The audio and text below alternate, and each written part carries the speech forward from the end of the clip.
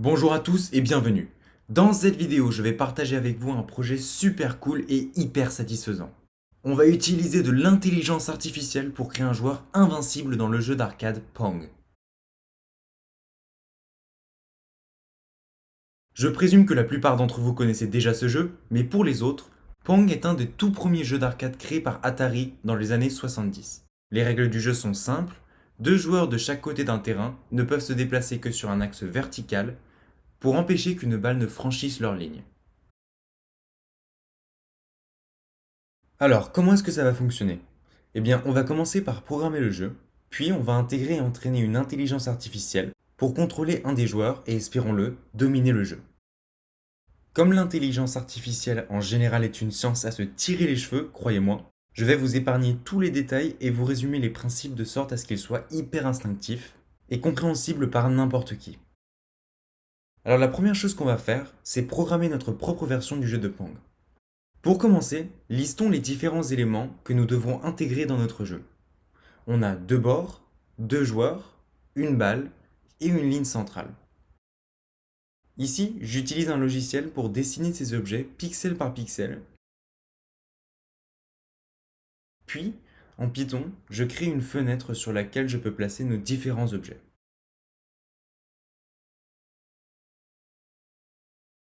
Voici donc déjà nos deux bords et la ligne centrale.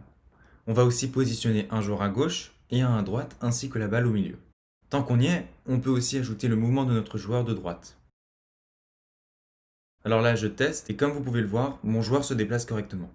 Pour l'instant, on va laisser le joueur de gauche tranquille, on s'en occupera plus tard. Alors maintenant, on doit réfléchir au déplacement de la balle. Donc, on a bien évidemment un rebond normal sur les bords du terrain, mais qu'en est-il du rebond sur les joueurs?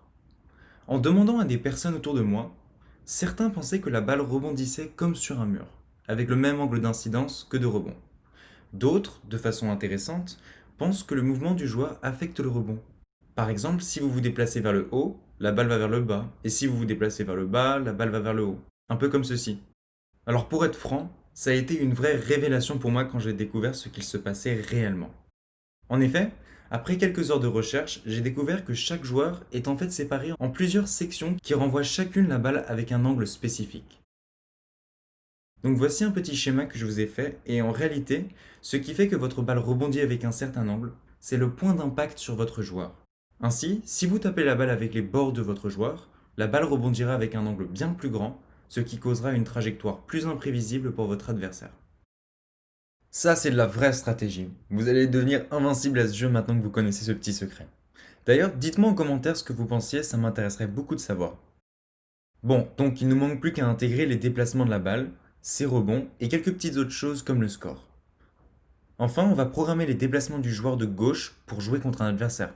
Pour faire simple, on va juste lui dire de regarder la position de la balle, et s'il est trop bas, il monte, et s'il est trop haut, il descend, sinon il bouge pas.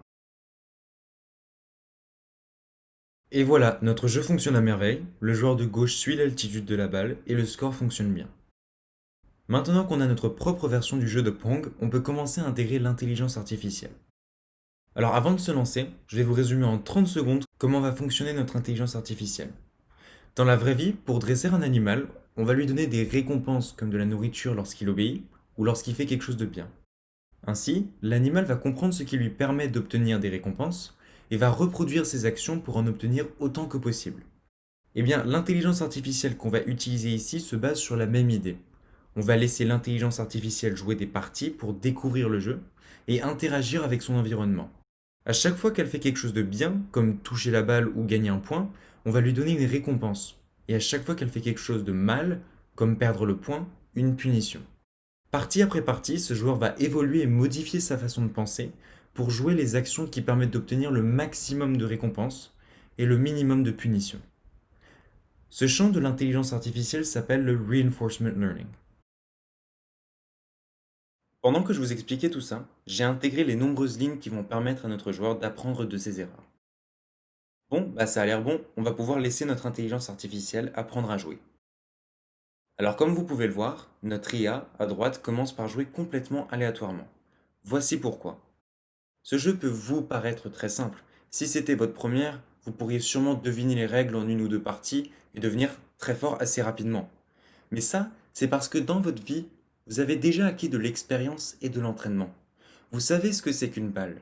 Vous savez comment ça rebondit, comment ça se déplace. Vous savez que l'objectif d'un jeu vidéo, c'est d'avoir le meilleur score.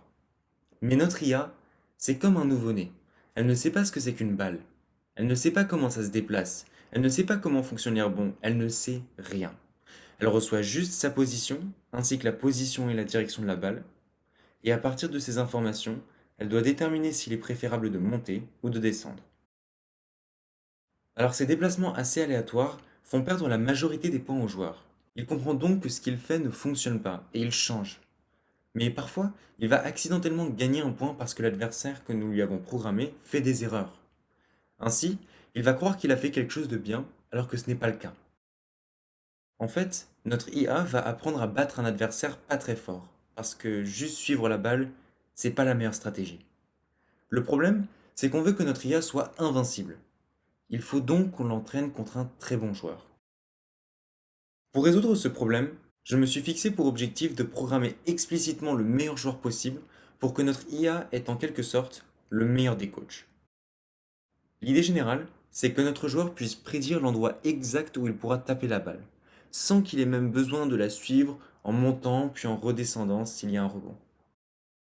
Donc là, je programme mon joueur de gauche pour qu'au moment où son adversaire tape la balle, il sache instantanément où il doit aller. Regardez le résultat.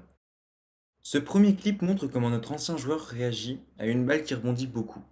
Si on regarde au ralenti, vous pouvez voir que le joueur voit la balle un coup au-dessus, un coup en dessous, donc il ne fait que monter et descendre pour tenter de rester au même niveau que la balle. Mais ce second clip montre comment notre nouveau joueur réagit avec une balle qui a exactement la même trajectoire. Dès que la balle part, il sait exactement où elle va aller. Donc il se dépêche de descendre au point d'impact qu'il a calculé pour la renvoyer.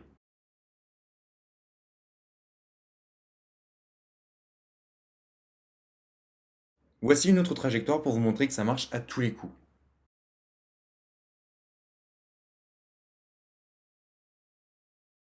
Tout est enfin prêt, il ne nous reste plus qu'à entraîner notre petite IA.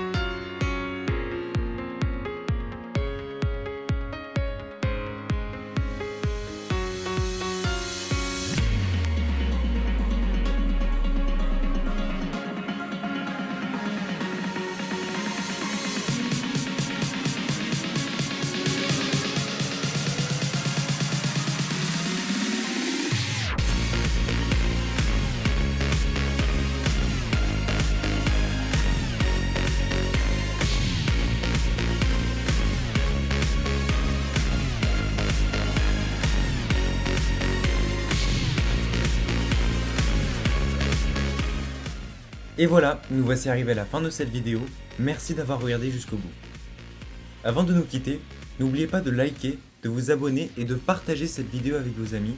Ça prend un clic et ça me montre que vous appréciez le contenu des vidéos. Par ailleurs, si vous voulez apprendre à programmer en Python, allez voir ma playlist Python lycée qui est en réalité destinée à tous. Allez, encore merci et à la prochaine.